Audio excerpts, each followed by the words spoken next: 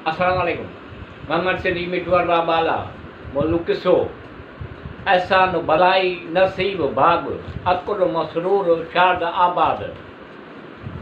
पाठ नंबर 78। इहो ॿुधी रसूल सल्लल्लाहु अलैहि वसल्लम रसूल ख़ुदा अबू जहल खे फरमायो, हक़ ताला उन फ़िरक़े जो मौजूदो इब्राहिम अलैहिस्सलाम ॾेखारियो। अबू जहल चयो, ॾिसूं टियों गिरोह छा थो चवे, उन जी ॻाल्हि ॿुधूं। हज़रत सल्लल्लाहु अलैहि वसल्लम जिन फरमायो, मौजूदो हज़रत इब्राहिम अलैहिस्सलाम खे ॾिसी आया आहियो ऐं बदगुमान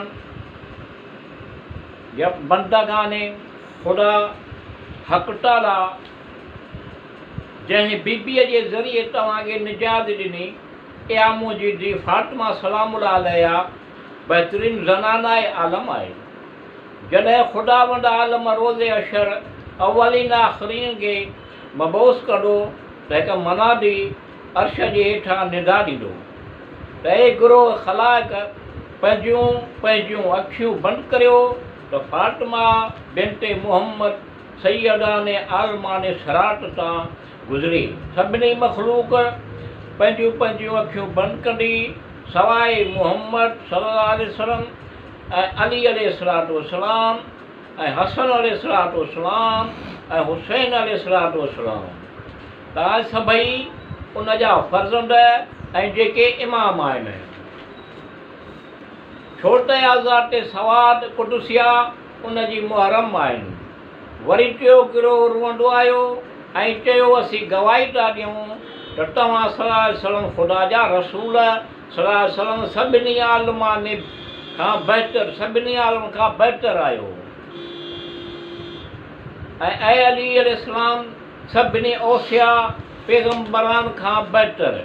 ऐं तव्हां सल्लल्लाहु अलैहि वसल्लम जे आल उन्हनि सभिनी जे आल खां बहितर आहे।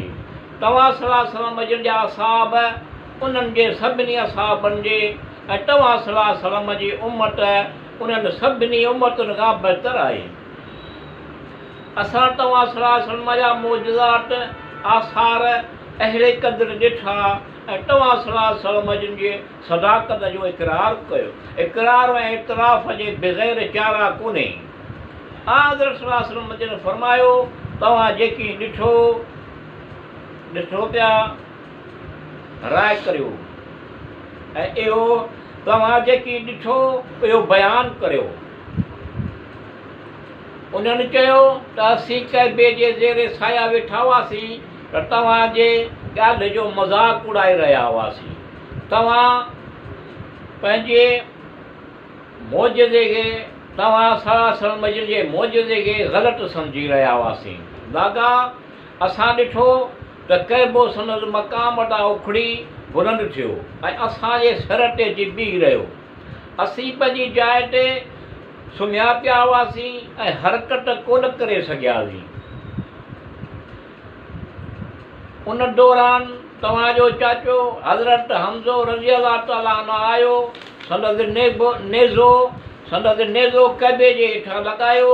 कैबे जो बावजूदि उन अज़मत जे खे नेज़े सां रोके छॾियो ऐं असांखे चयो, ॿाहिरि निकिरो, परे थी वञो।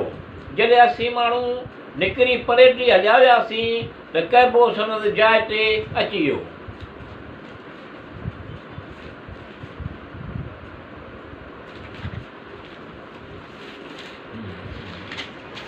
इहो ॾिसी असीं सभु माण्हू मुस्लमान थियासीं ऐं तव्हांजी ख़िदमत में हाज़िर थियासीं।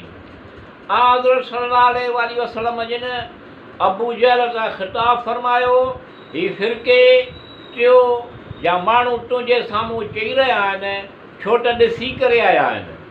अबू जहल चयो, छा मालूम सच चवनि था या कूड़ चवनि था, ऐं छा मालूम त सही तहक़ीक़ पिया ॿिए छा आहे या को ख़्यालु हिननि जी निगाह जे साम्हूं मुश्किल थियो। मूं जेको कुझु चाहियो आहे, अगरि इहो मूंखे ॾेखारी त लाज़िम आहे त ईमान आणियां,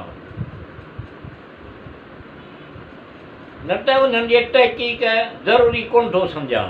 हज़रत सल्लल्लाहु अलैहि वसल्लम जिन फरमायो जॾहिं त हिन जमायत जे बावजूद उन ख़ुलूस ऐं एतक़ाद जे उन खां तोखे हासिलु थियो